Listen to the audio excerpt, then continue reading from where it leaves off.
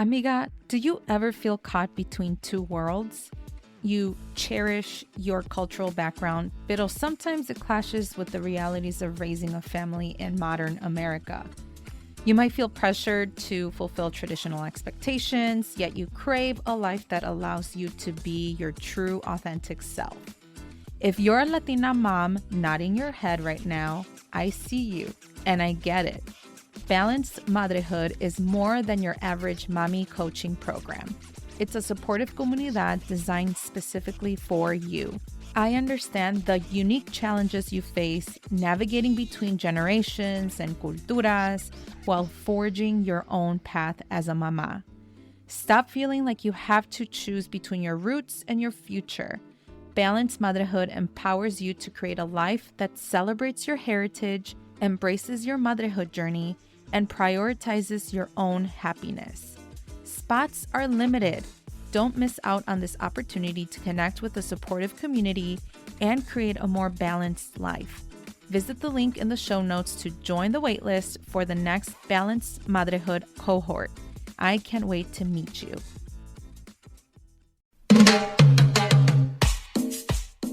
You're listening to the Viva la Mami podcast, a podcast about all things motherhood. I'm your host, Jessica Cuevas. I am a mother of one on a mission to redefine the meaning of motherhood as a first-generation, bilingual, and bicultural Latina mommy. Regardless if we feel like a failure from time to time, or if we succeeded with the little things in our motherhood journey, it is important to celebrate all of these experiences as madres. So, bring your cafecito as I invite you to be a part of this space and create raw and honest conversations about the exciting and challenging parts of being a mommy. Ahora, vámonos.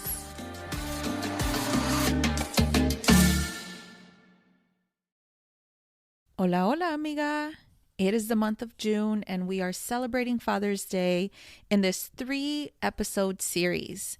If you haven't heard the first episode of the 3-part series, which is episode 33, we had Efrain Reyes from Latino Dad Connection. I highly encourage you to listen to episode 33 so that you can hear more about Efrain's fatherhood journey and more. On this week, I had the pleasure of interviewing 2 dads who are actively involved with their families, in their communities, and beyond. They share ways in which they have empowered other Latino dads to become engaged and aware of their fathering, all while creating community with other Latino dads. I had the pleasure of interviewing Joe Saucedo and Sergio Rosario Diaz. Joe is a proud father of 3 boys, husband, hermano, tío, and son. A native of San Antonio, Texas, he's a first-generation college graduate now living in the Chicago suburbs, and he works at a non-for-profit consulting Illinois college and university leadership teams on reducing graduation disparities based on race, ethnicity, and income status.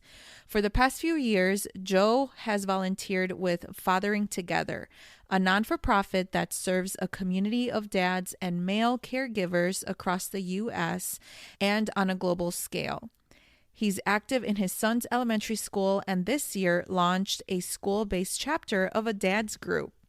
Sergio Rosario Diaz is a musician, educator, and fatherhood advocate, husband to a U.S. Army officer, and father of a 6-year-old girl. All of Sergio's work on behalf of parents relies on the support of online communities through social media. Sergio is also the founder of Soy Super Papa, which promotes unifying fathers from all over the world and provides a safe space to foster an active parenting culture and break the stereotypes fathers face when parenting. Sergio is a board member of the National At-Home Dad Network, founder of Proyecto Piquete, Drums for Veterans, and a graduate of the Facebook Accelerator program. This year, he received the President's Volunteer Service Award for his community work in North Carolina. I had a great conversation with these 2 gentlemen. These 2 individuals do so much, not just out there in their communities, but also at their home as present fathers. And it really was a great conversation that I had with them. As we honor our papas this month, I think it gives me comfort in knowing that there's so many dads out there, including the ones that I personally know, especially like my hubby, who are engaged and really want to make effective change, and how they are breaking that stereotype of uninvolved Latino dads. And so, without further ado, here's my interview with Joe Saucedo and Sergio Rosario Diaz. Hola, hola, Joe and Sergio. How are you both? Doing Hey, doing well. great. Good, good. Presente. Presente. Yeah, well, thank you both so much for being here. I really appreciate it because you're both very busy individuals. You do a lot for the community, you do a lot for your families, you do a lot for yourselves and your professional and personal growth. The reason why I invited you both to be a part of this conversation is because we are currently celebrating Dia de Padres during the month of June. And so, what better way to have you both here? I know that Viva la Mami is intended for mamas, right? But I think as we learn more about the nuances of fatherhood, how can moms also support dads, right? How can we both work together? How can we not isolate los papás también? Because I think that that is such a big part and piece of the family dynamic, right? And we're definitely going to talk a lot about fathering and about building community and about, how we can build coalitions within the Latino dad community. But first, I'd like to get to know you a little bit more and for our listeners to get to know you. And so, Sergio, I'm going to go with you first. Can you tell us a little bit more about yourself? My name is Sergio Rosario Diaz. I was born and raised in Puerto Rico. Now I live in the U.S. 10 years ago, and I am married to a wonderful Boricua. She is a U.S. Army officer, an attorney, and we have a wonderful daughter named Stella. She's 6, fully bilingual, and we're out here in Virginia, in Central Virginia. And it's life has its ways to in my case it's my wife's job, right? As a dad, I decided the day I met my wife and knew what her job was and how important it was, her career. I was like, I'm gonna have to be, or I chose to be a different, and I chose to be her biggest supporter, and with that comes taking on non-traditional roles, right? I knew I wasn't going to become the traditional dad because that's something I experienced when I was a kid. I didn't want that. But also my wife's career and profession led me to take a different role in our relationship and in my daughter's life. So I can say very different, I would say spouse, military spouse. Our household is not traditional. Now I work at the federal government, but I was a stay-at-home dad for many years. And due to that, my wife was able to accomplish big things in her career, which we are, we're picking that fruit right now. Estamos cosechando, right? Those frutos of those years. Sometimes it's hard to see when you make decisions like that. But then as life passes and our children grow, you start to see those frutos. And you're like, oh my God, thank God that decision was made.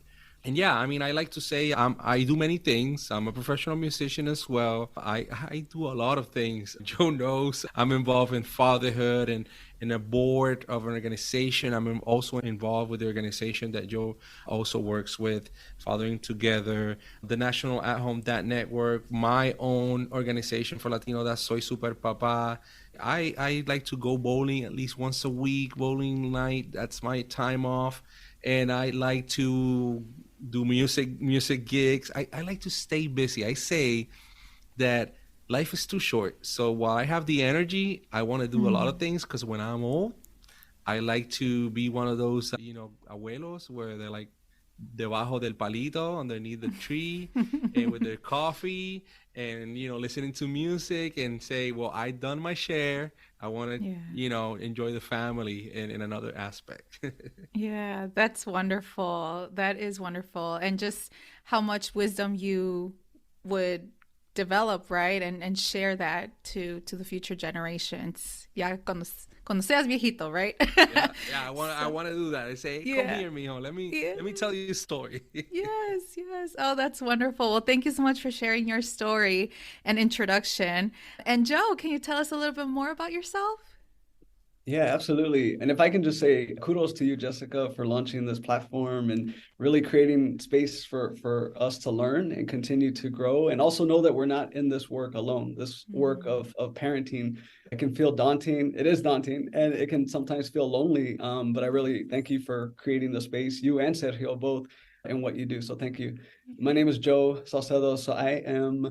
I'll share my family story with my unit now, but I'll give you some background. I grew up in San Antonio, Texas. So I'm a proud Tejano. My parents grew up there. Two out of my four grandparents grew up there as well in Texas. And I am one of two sets of twins. So four kids in my family and two sets of twins. So I have an identical twin.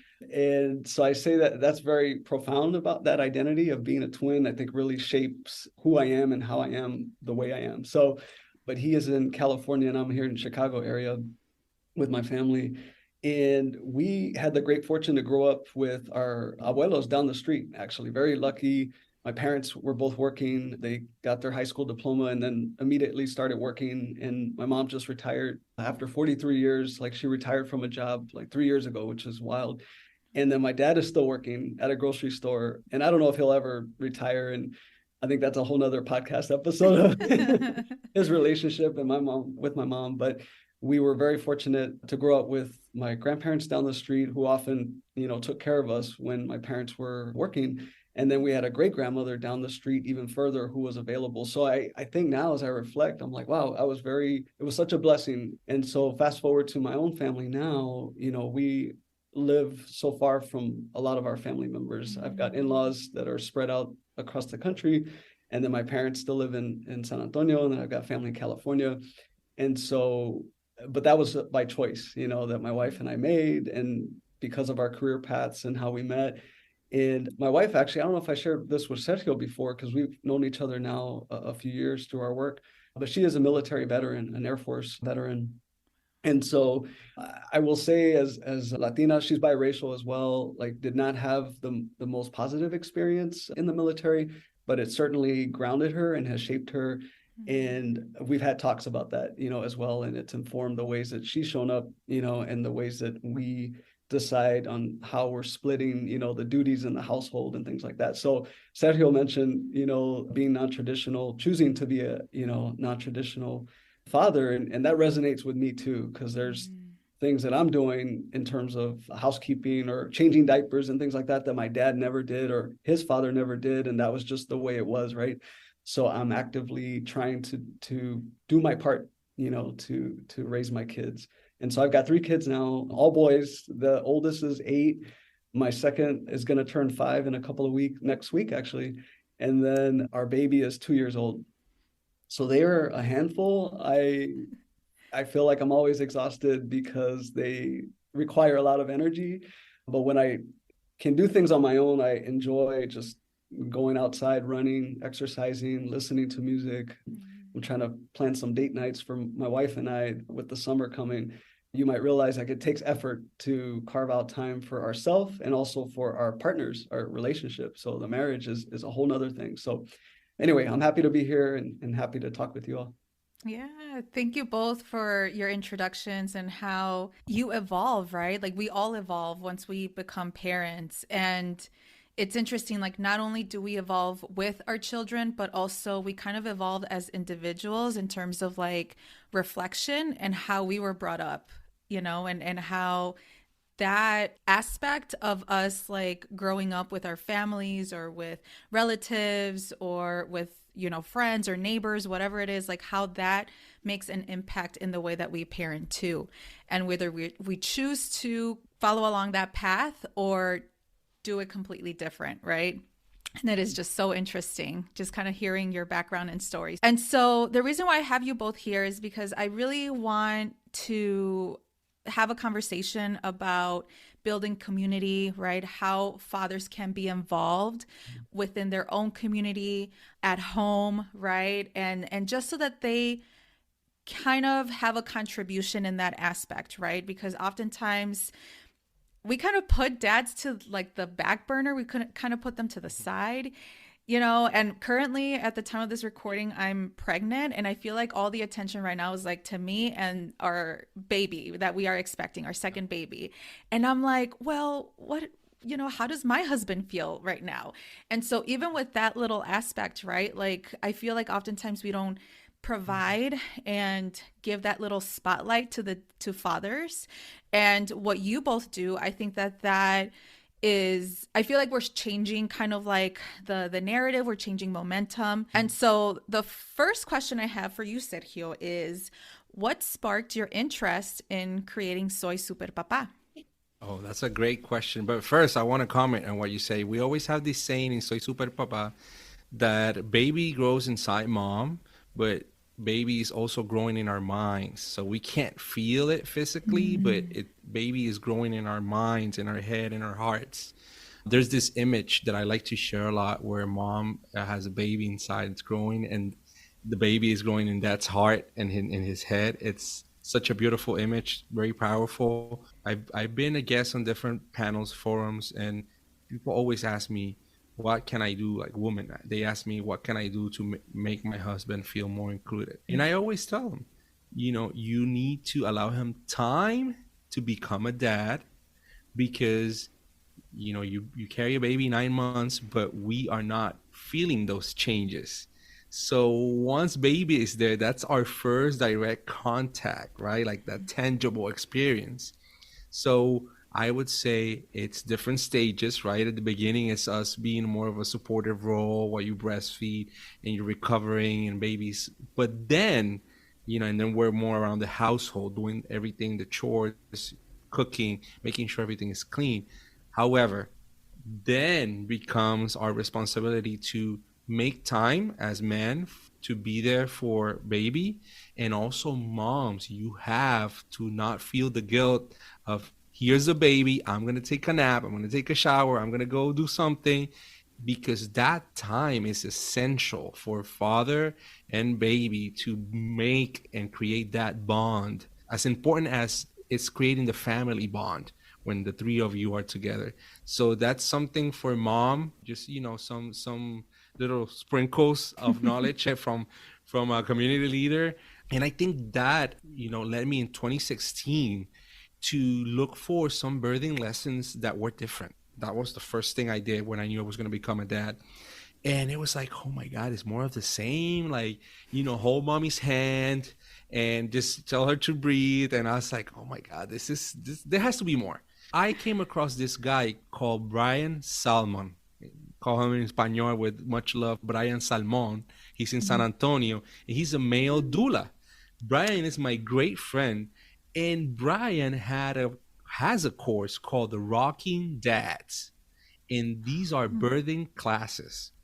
Let me tell you, it's amazing. Like, these classes really changed my perspective, because these classes, even my wife said, this is better than the 2 classes we taken. We took like a holistic approach class, and then we took one like in the military, like hospital. And it talked about how we as men can be there for mom in every single step of the way. So it gives us that attention that we need. We're in the supportive role, right? But we need to know what's happening and how to be there emotionally and physically, which sometimes we're there physically, but emotionally we're not invested because we don't know what really is happening. So based on that, I was like, wow, like this is super good. I would love to kind of like continue this concept of like rock stars or super heroes, super papas. And my wife is like, you got to create something.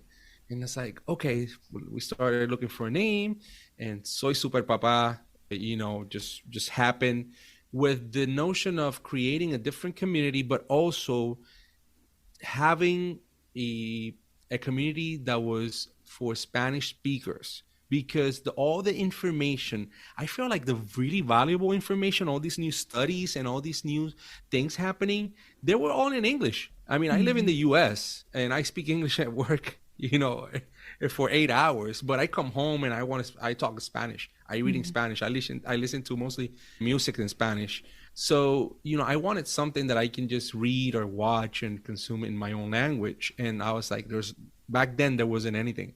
So I had to create it. And we started like translating materials, posting videos that we found around the Spanish community. And all of a sudden it took off. We're a community of like, I think it's like almost 400,000 Wow. fathers. But then we started, doing different things until now we focus more on our members, on having a safe space, having like an exchange of information, different situations, different fathers for different types of kids, different ages, different parts of the world. And yeah, Soy Super Papa has been kind of like my journey, ever evolving journey through fatherhood, and the community has been great. I am nothing but blessed in that sense. Yeah, I love it. And basically how you created this platform out of need, ¿verdad? Yeah. Necesidad. And oftentimes, again, like, yes, you can find many resources in Spanish for mamás, pero ¿qué tal a los papás, right? And I'm glad that you created this as a way that, okay, there are definitely some missing gaps, and you did it. And look at your platform. That is amazing. Yeah, felicidades. Thank you. Yes. And so, Joe, you are very involved, based on our conversations that we've had. And just for our listeners to know, Joe and I have we've known each other for like what? I don't know, 8 It's years been maybe. I think It's, so. Yeah, when we I were was at a Loyola. young professional. I can't believe how fast time has gone. Yes. Yeah. Yeah, and how you've grown in the profession as well. But yeah, like never knew how involved you were, once you became a dad. And I love that about you, right? That you are not only involved at like your son's PTA, at school, but also through fathering together. So, what kind of sparked your interest in becoming an involved parent through those mediums? Yeah, well, yeah, and it feels like just yesterday, those days so we worked together at Loyola University of Chicago. I'll say, my lens has always been shaped by diversity and inclusion. Like that was Mhm. my day job there, was to promote social justice and keep, essentially bring the mission of the university to life. And how do we empower our students who often go or who are harmed, right, in the process of being students or being employees. And so I met so many great people, including yourself. And I'll say one of those people I met also was Brian Anderson, who is a co-founder of the nonprofit now. I think it's only been a couple of years that they've had their 501c3 status, but Brian Anderson co-founded Fathering Together with another student affairs practitioner who was based out of Michigan. And I met him as well doing some volunteer work for student affairs professionals. So the world is really, really small.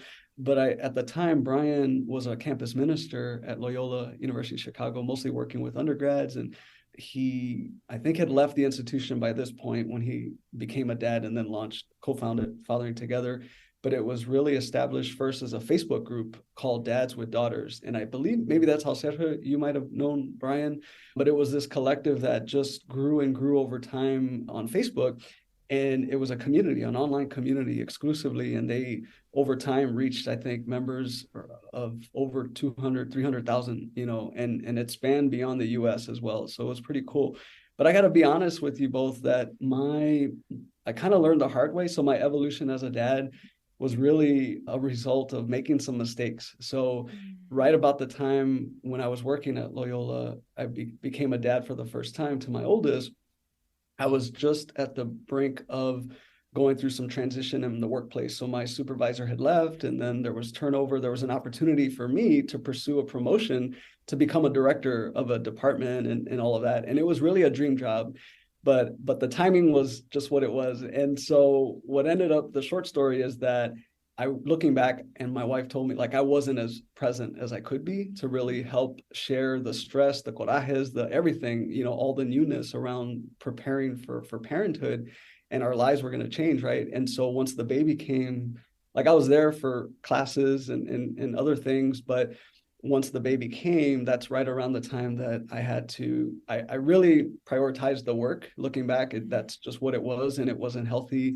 And I was exhausted, but then 6 months in, my wife's like, we need to I need help. And so thankfully I reached out to people. I think Brian was one of them too at the time. And we found ourselves a couples counselor. We were in couples counseling for the very first time. I had never gone to mental health therapy before in my life. And I wish I did, earlier in life, but we were there together and we talked about all the things that I should have been doing and wasn't. And I just learned a lot about myself and about the goals that I wanted to have for our marriage. And then so through that process of self-discovery, of trying to meet my wife and her needs and what she needed from me as a partner, it was very humbling.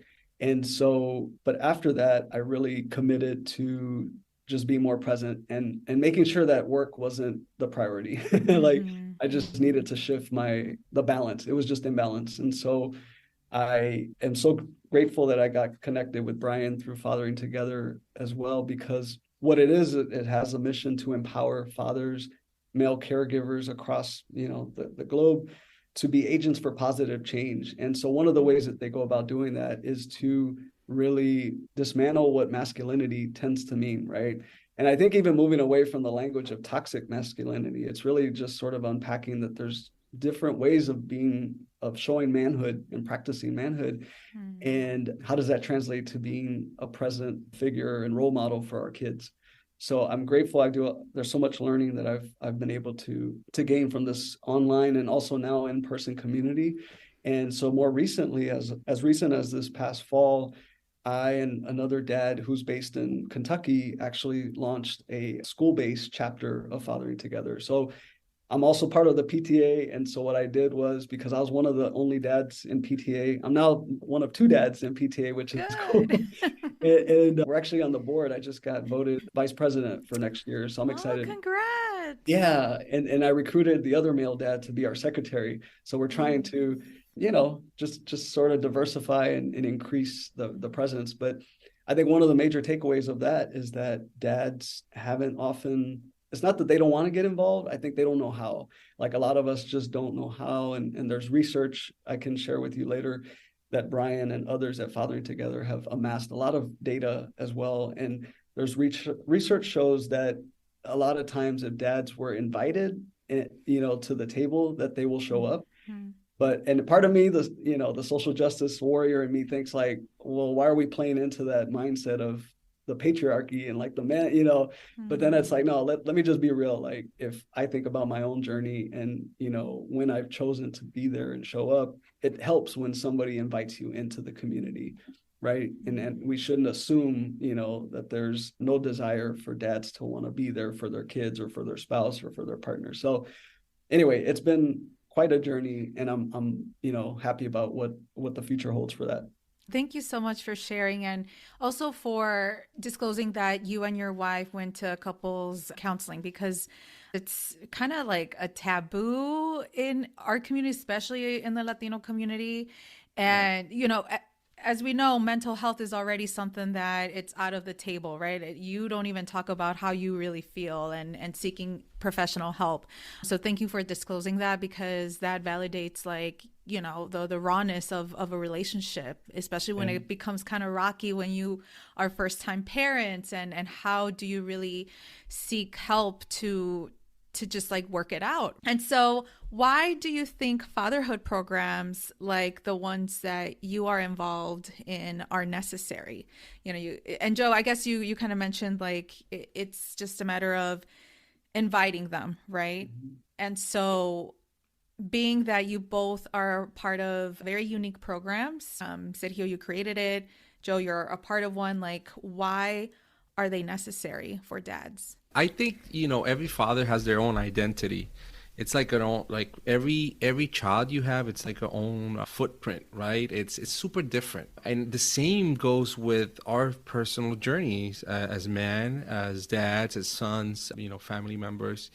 And I think there has to be, or there should be, plenty of organizations, because that way we can identify. I remember Fathering Together first was dads with daughters. So I'm a dad of a daughter. And as soon as I met the guys in that organization, I was just like, oh, this is me. I'm a dad with a daughter, and she's like my everything. And I became involved. And it's just, having that open space. It's like the neighbor that tells you, hey, if you need anything, Yeah. knock on my door. And you take that seriously, and you need a little bit of sugar or you need something. Remember when there wasn't any toilet paper when the pandemic happened? Well, you went and Yeah. knocked on the door, and hey, this is a moment where I really need you, but you take that word seriously. So in my case, I always say that fatherhood is a decision we make every day, right? When you wake up and you decide, hey, today I can be a better father. It's the only decision that we can make every day, and that we can actually improve, like in the sense of, today I was only allowed to give my 80% because I had to give that other 20% to work, or I was just tired, or I had a tough day. But you can go to bed, and next day you can wake up and say, today I'm going to give my 110%. It's a decision that we have to make every day. And with that comes different organizations that focus on different layers and different aspects of fatherhood. When we talk about fatherhood, it's just not one thing. Fatherhood is universal. It's so many things that I think each organization plays a crucial role, I would say, adding and giving that value of something different towards fatherhood. That's the main, right? It's like the big familia. So to me, it's, having these spaces for all different types of dads. That's just amazing. How do you identify as a dad? That's personal. But how do you fit in an organization that's having options? Maybe that's what our dads didn't have back then. Options. Not even one. Now our generation has multiple, and our next generation will have even more. So I think it's about that. It's about diversity. It's about the mission. It's about how to, you approach like something as simple as what Joe does in his school. Have a dad's group. I wish I had one in my daughter's school. I've been thinking about opening one. It's just I do so much stuff. It's like, oh, what time? But I would love it. I would love it if we had one. So, it's about having those options. What do you think, Joe? 100%, brother. Like I truly think, and obviously I think people are going to come into these spaces seeking something unique, right? Like, or depending on where they are in the timeline of being a parent or a spouse, or some might just be seeking comfort, education, resources. Some might just be connecting for someone who can listen, right? And I think what's been beautiful about, since I've been a part of Fathering Together and trying to recruit others to be a part of this, both virtually and in person, I'm always just drawn to the human condition and the stories, right? And I think, this goes back to even just being Latino. Even I embrace that. There's always, since I can remember, I've always enjoyed just the storytelling by the elders in my family, right, and community, and my parents. As we age, I start thinking about reflecting on mortality and like thinking, well, shoot, I need to like document their stories, right? Because that's our history. And so what I find beautiful about anytime I'm connecting with other dads is to know that I'm not in this on my own, that there's other ways to do what I'm trying to do, right? And then for others, it might be accountability partners, right? Like people who can say, hey man, you're messing up. Like here's what we would recommend. And like Brian, for example, I've really appreciate all that he does. I don't know how he does it. Like he was at one point in time managing a full-time job and being an executive director of Fathering Together. And what they've done over the last few years, especially in the COVID, during the pandemic, was to develop and launch a series of webinars focused around, elements of parenting, ways to be an advocate and ally for women's rights, for example. How do we advocate, our legislators for different policies for equal pay, for paid family leave, things like that. That's another avenue by which I think these fathering groups can be a resource of support. But yeah, it all depends. But I'm with you, Sergio, that the more we can normalize and empower groups like these to exist, I think the greater opportunity there is for folks who may not see themselves fully in what exists now. There's greater opportunity for them to kind of fill in the gaps. Yeah. And, this kind of made me wonder, how can fathers look like, where do you search? Like, how do you start in terms of like finding these organizations and And especially like the very, affinity based groups like Soy Super Papa, Fathering Together. I know that they have a branch Mhm. for either, dads with sons, dads with daughters, Latino dads. And so how can people search this up? Is it just like a Google search or word of mouth? Well, when you're talking about something and your phone is listening and you're looking something up. SEO. Yeah, so pretty much, nowadays it's easier. You just talk about it. We're probably talking about it, and we're gonna get a lot of fatherhood stuff in our phones later if our phones are closed. But I think Yeah. it's, internet is such a beautiful thing. I Mhm. remember I tell the ads, they're like, "Oh, how can I find more content?" I said, go to Instagram, go to Facebook, go to your Mhm. Twitter. If you tell that, hey, listen to this podcast. Hey, get in touch with Joe. Get in touch with Brian, Fathering Together, Soy Super Papa. And they start seeing that there's other men participating, that there is an openness to be ourselves, authentic selves. I think the approach is easier. And one thing will lead to another. But as easy as opening your LinkedIn, your Facebook, and Googling, like, there's a thing called City Dads that's very popular in the Mhm. US. They are different fatherhood groups. They do meetups, different parts of the US. I think they have like over 40 chapters around different cities of the Mhm. US. And they either go out to the park, go out for beer, they do events with the kids, event without the kids. So it's just you doing a quick search and getting involved. I think also talking to other dads, it's cool. I found it that could go a long ways. But Joe, I think you can explain that aspect of networking a little bit better.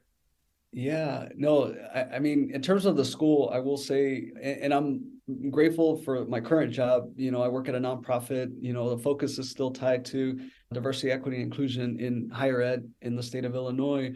But I have a job that I can work remotely, 3 days out of the week. And so my kids go to school down the street. And so I thought, you know what, I don't know how long I'm going to be in this current place, but I'm going to, because they're small as well, they're young, I'm going to try my best to be involved. And because unfortunately my wife she works in a school setting, she's an occupational therapist, pediatric, and so she's got a much more rigid, schedule. And by the time she gets home, she's exhausted too. And so I go and show up to meetings once a month for PTA. I volunteer for events. Like tomorrow, there's actually a fundraiser, like a race around the campus, and I'll be able to help out in the morning. I have a flexible schedule and I can do that. But it's funny because I often have worked with female counterparts, work colleagues. And so I'm always like just talking it up. But when I got together with Fathering Together, I was like, well, you know what? The school-based chapter, let me just start talking to the moms, right? And just say, hey, if your husband's around, I don't want to force it down their throats because I think sometimes they get nervous and they're like, well, I'm barely here and I don't have time. I don't know if my husband, he's antisocial or very introverted. And I said, it's fine. I'm just no harm. Like, I just want you to know we're trying to start this local, group. And if they're down, here's the information. I'll text you a reminder. And if nothing else, like we generated, back in September, I did a survey to gauge what families were interested in, what activities they could do. And then out of that, 13 out of, I don't know, we serve 500 kids in my school district. And I think we had about 15 survey responses. So not a lot, Mhm. but for me, it's like, hey, if I can connect with one person, then I'm good. And so we invited folks for a first time kickoff meeting, and we had 6 of us show up to the school atrium at like 7 o'clock on a Wednesday night. And I kid you not, I told Brian this afterwards because he was excited to hear about it. We had this 1 hour meeting. I gave him the spiel about Fathering Together and what we're about. I connected it to, their stories as dads. We went around the circle. It felt like group therapy, by the way. And I kid you not, out of like 6 dads, there were 3 in the group who shared that they were really going through it in terms of fathering a child with special needs. Mhm. So, and it was a beautiful moment. Like I sometimes get emotional just thinking about it because these are dads that all of us are going through it in some way, shape, or form. And if we don't talk about it, it just stays here and it's exhausting and it's a lot. It's hard and heavy. But like these dads, one dad two dads were like, oh man, my kindergartner is just, it's a lot to deal with. And I'm in the school for other reasons, for meetings and with the administrators. And then one other dad who's on the way out, like his kid's going to go off to high school. So he's on the other end of the spectrum, but he was just like, all he told them was, hey, Dad, it gets better. And it was just like, damn, and I looked at them, they were all like getting emotional because they were like, yeah, sometimes we just need to hear that it's going to get better.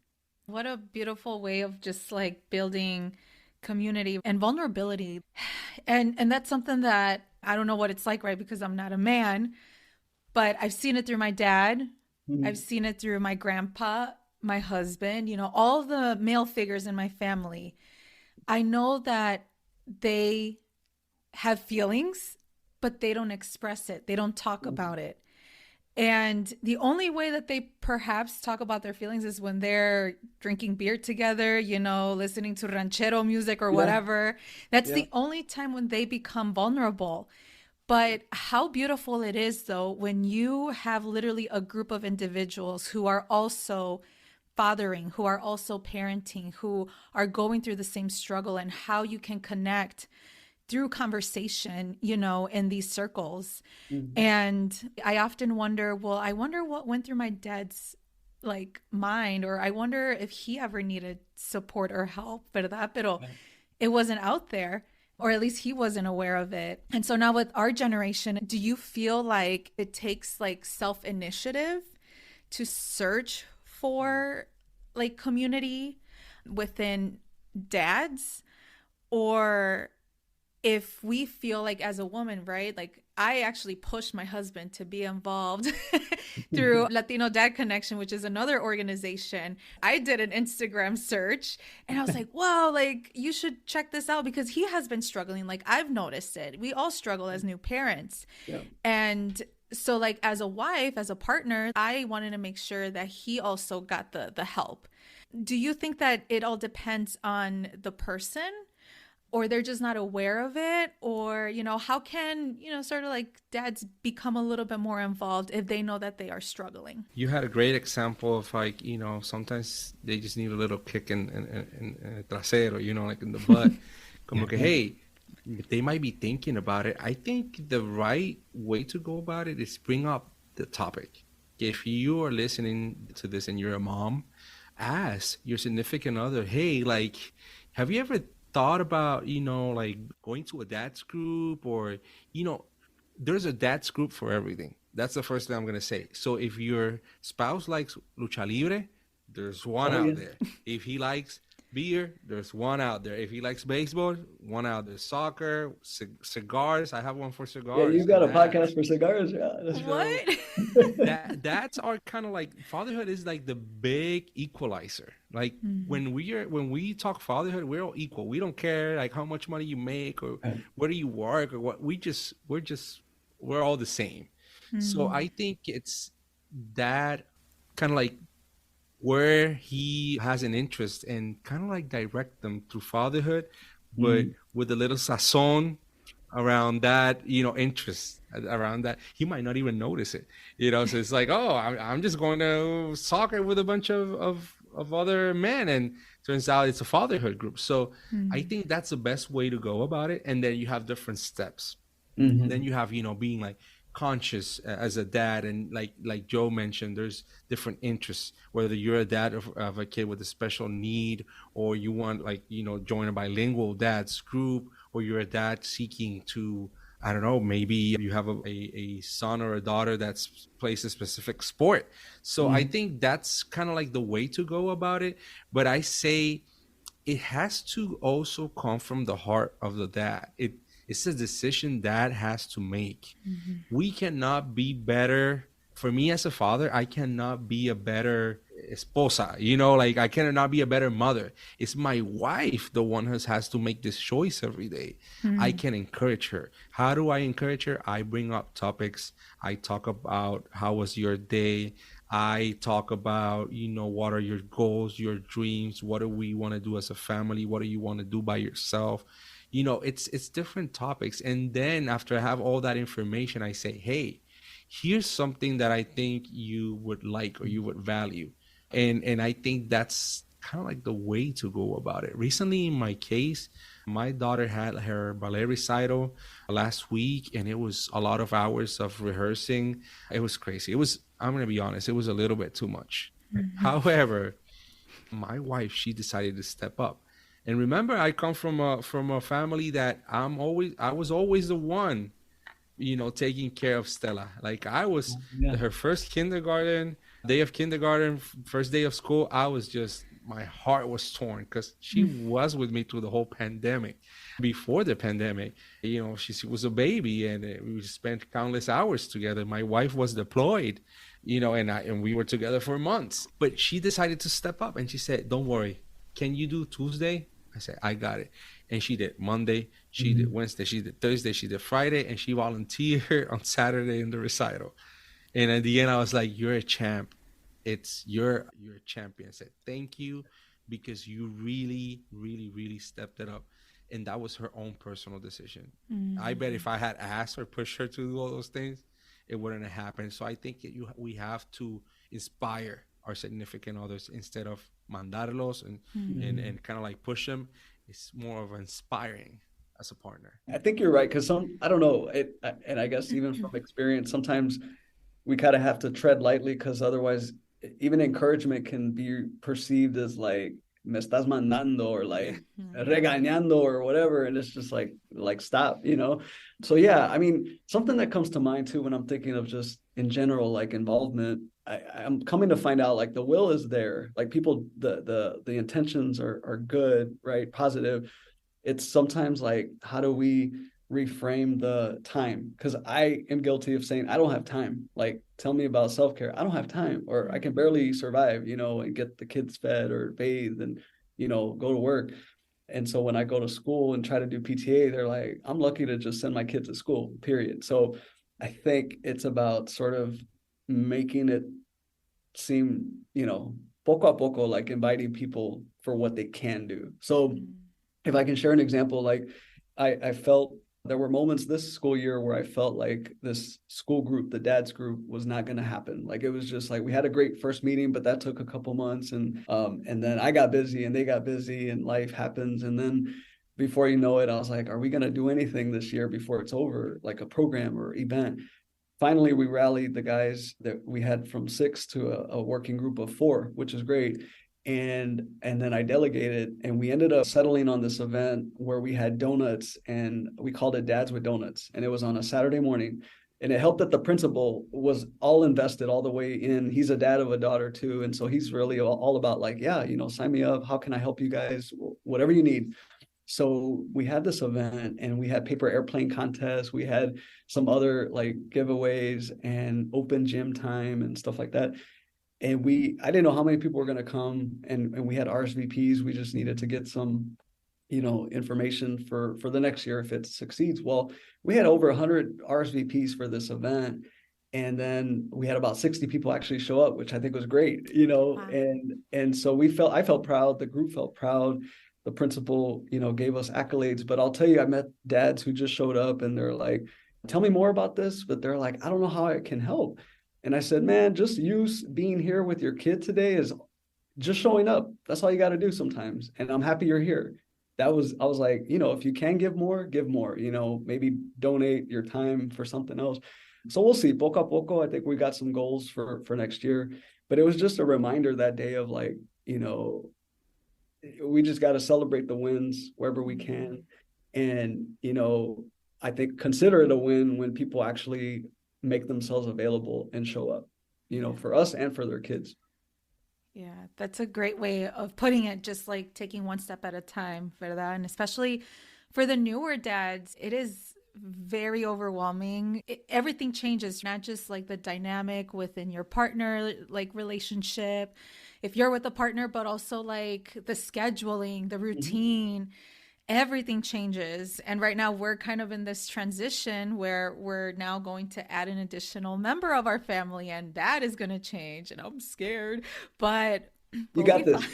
You got this. I know. We're really excited. And, this was obviously a choice that we made, but I always check in on my husband, like, okay, ¿cómo estás? Like, how are you feeling? I love to ask him questions. I don't get to the point where I end up interrogating him, but sometimes I feel like I do because he's such an introvert. Yeah. But that's just his personality. But I do notice that sometimes, his like behavior changes or his like breathing style changes. And I'm like, okay, maybe this is when I need to check in on him. And so specifically for like new dads, what would you advise like a Latino dad who is currently struggling with his new identity as a father? I'm just going to say, I'm going to keep it short. You are just accountable to yourself and your kids. So, first of all, you have to know that, all this built pressure from outside, it is something that you don't have to live with, right? You can seek help, you can talk to others. There's different types of ways of getting rid of that pressure. I feel like when we have a kid, I feel like I had like an armor, like I had this shell that I built around me because I want to protect my daughter so much, and I became kind of like duro, like my wife, she's like, parece un abuelo, like you look, gruñón, like you look like, my criado. And then I noticed it was like I was afraid to be vulnerable because I was afraid of being hurt, and if I was hurt, my daughter would be hurt. And then I was like, oh, it's the total opposite, right? The more vulnerable I am, the more I learn and the more tools I can offer my daughter. So it's all of this are different stages, and you have to know that you don't have to get stuck in that stage where you're like, kind of like exploring the world for the first time as in the same concept and aspect as your newborn child or your small child. So don't get stuck in that phase. Enjoy life as a father, enjoy life as your son or your daughter grows, and enjoy these different stages. I think when I look back at our abuelos and dads, they kind of get stuck in stages because before, instead of the information that we have now, people who are listening to this are seeking information. Before, it was like the miedo, like fear, like don't do this because this will lead you to that. And sometimes it wasn't even somebody in your family, it wasn't even yourself, it was some vecino or somebody told a story about something and people believed it. And ask yourself, why are you doing this? You are the only one that's accountable to yourself and your child. Your child will be the ultimate judge. So in the end, what matters, it's, when your child can speak, don't wait till it's too late, because they are watching what we do every day.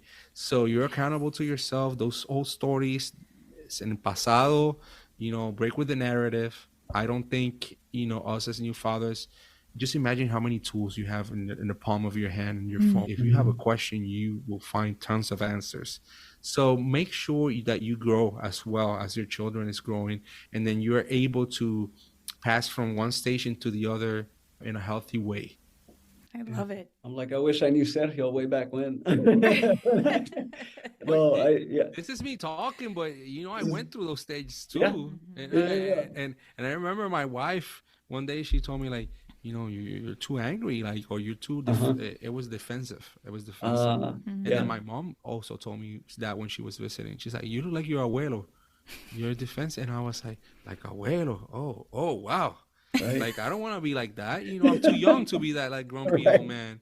And I started kind of like looking inside, and I was like, what is making me like this? So it's a lot of reflection too. I think that's another add-on, reflection. Yeah, no, I think I totally co-sign on all of that. I think the advice also is to keep in mind, if you keep love at the center of how you're living, because we're role modeling, and then also by the same token, the kids are teachers. We're teaching them, but they're the ones I feel like are teaching us the most. I think that's what's happening at the same time.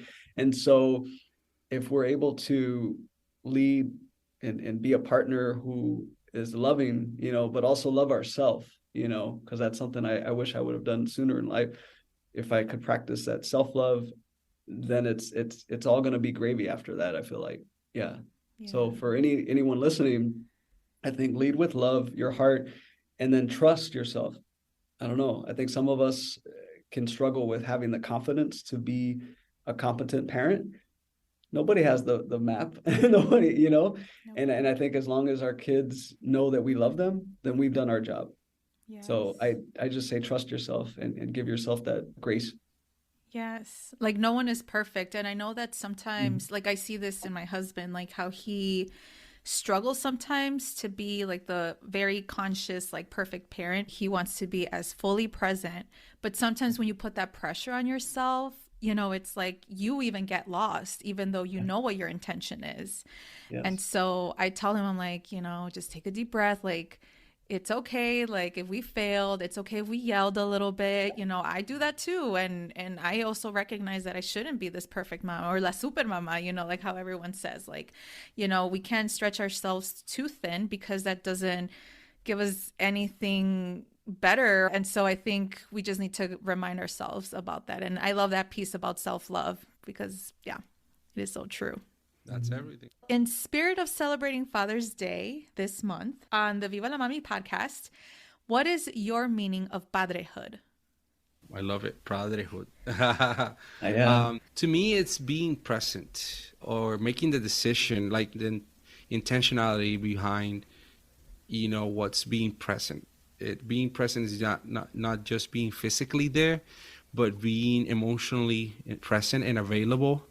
I think a lot of our fathers as Latinos were there, but they weren't emotionally available.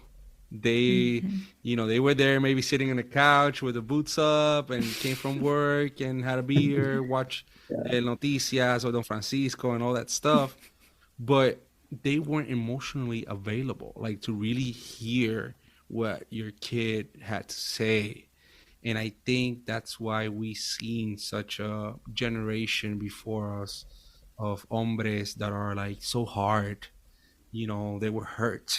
Imagine you as a kid not being able to be heard or felt or seen, and knowing that your dad was there but he wasn't. You know, his eyes were on the TV, or you know, he had a rough childhood and it was just what's normal. He didn't have the choices that we have now, the different role models. So it's about being present but also being emotionally available, and knowing that, you know, we have this saying in Soy Super Papa that every day is a good day to be a super papa, because it's your choice every day, and not every day you have to be at 100%. This is something we constantly talk about.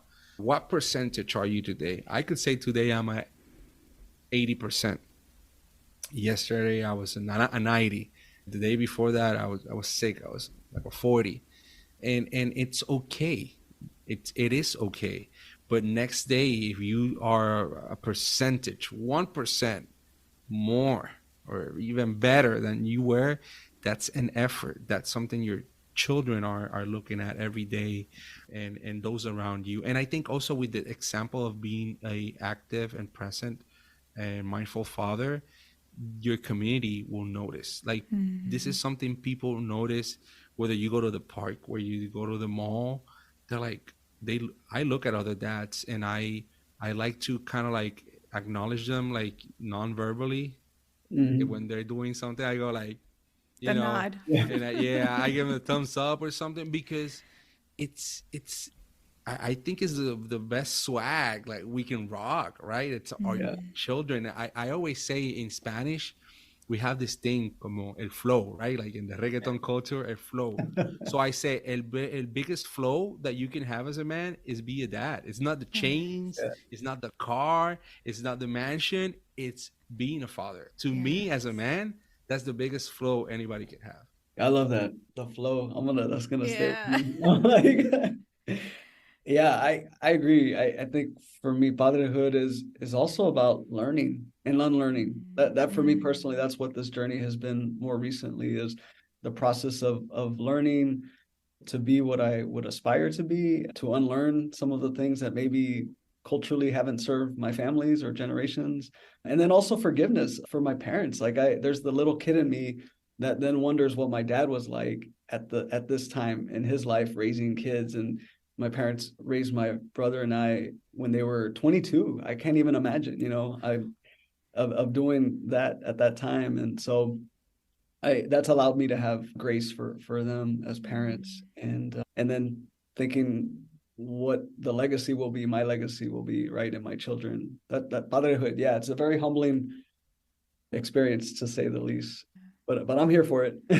Yeah.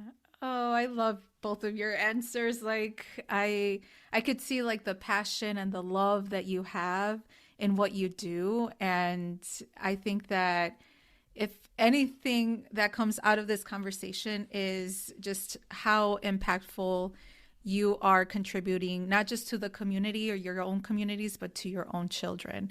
So pat yourselves in the back because you are modeling the way, and that is beautiful. And there's nothing for me as a woman who is heterosexual, like there's nothing like attractive than seeing a father involved with their children, right? Like kind of going back with the flow.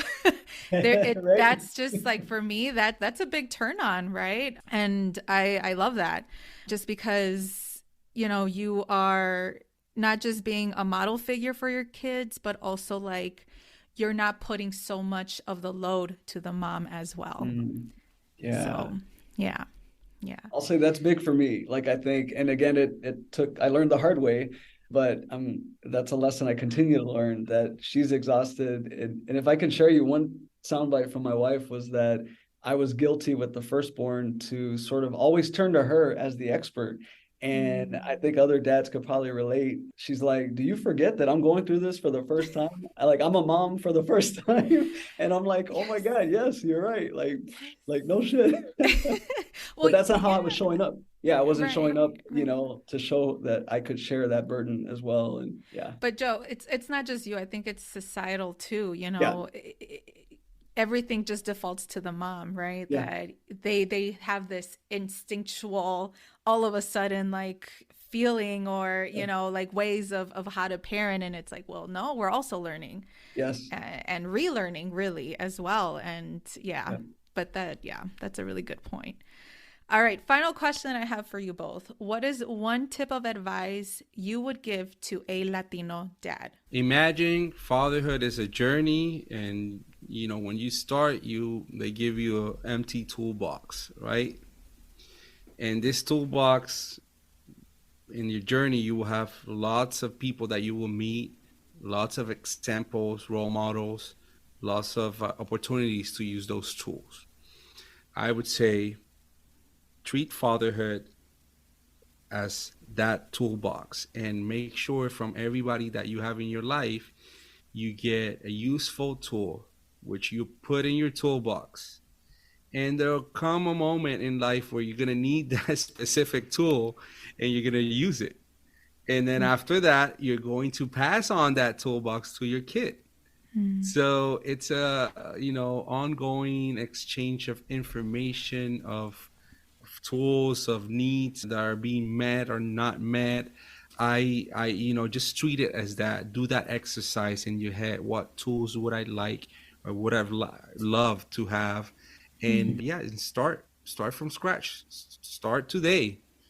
Get this toolbox, imaginary toolbox, or write it down in a piece of paper, and start filling up your toolbox, because there will be a time that you need a very, very specific tools sometimes that we don't even know.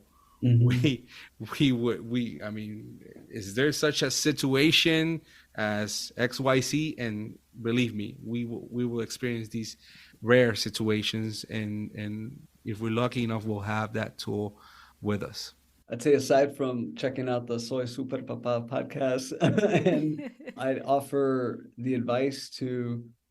So there's a tool that was shared from Fathering Together that was born from another educator, and it was a vision statement, much in the way that we might have seen vision statements in school or in the workplace. I think the exercise of just writing down, documenting our goals for how we want our child or children to see us, when they're maybe 18 years old or 21 years old. What sort of relationship do we want to envision, and sort of document that, because I think it's almost like vision boards, where if you see it, you're more likely to manifest it, and follow through. So I think there's something to be said for just writing down some goals, but certainly if you are in a relationship, to check that, your goals and make sure there's some alignment with your partner, or spouse, so that you're not in this alone. I love the visualization that you provided, Sergio, and then that tangible vision that you can create. It gives me comfort knowing that you are two of many, many, many, many dads out there that are involved, that want to make effective change, that want to bring other dads to the table, to spark conversations, to share, camaraderie and also community as well. I'm going to propose something. Let's send you all those links of the things we talked about: Fathering Together, Soy Super Papa, the National at Home Dad Network, my friend Brian Salmon's book, Rocking Dads, the Guide to New Dads. All that stuff, we're going to send it to you. And people who are listening to this, the audience, just visit at least one. I mean, we would love you to visit all of them, but just have one of those resources available to you or your papa, your spouse, and make it available. See what they think about the book, about the organization, about Fathering Together, Soy Super Papa. I think there's something for everybody there. Well, thank you both so much for sharing your stories, your wisdom, and your involvement and dedication, and not just to your families, but also to the community and even to yourselves. You're doing so much, and know that you're making an impact. So thank you both so much for being here. Thank you. Gracias. Gracias, Jessica. And good luck. Thank you. You got this. Yeah. Yes. Thank you for tuning in to the Viva la Mami podcast. If you like this episode, make sure to leave a review and write what episode really resonated with you. If you really loved it, share it on social media or with an amiga. As always, please subscribe to this podcast wherever you are listening. Make sure to follow me at Viva la Mami on Instagram or visit vivalamami.com. Please note the information shared in this podcast is for educational purposes only and should not be replaced by your healthcare provider nor taken as professional advice.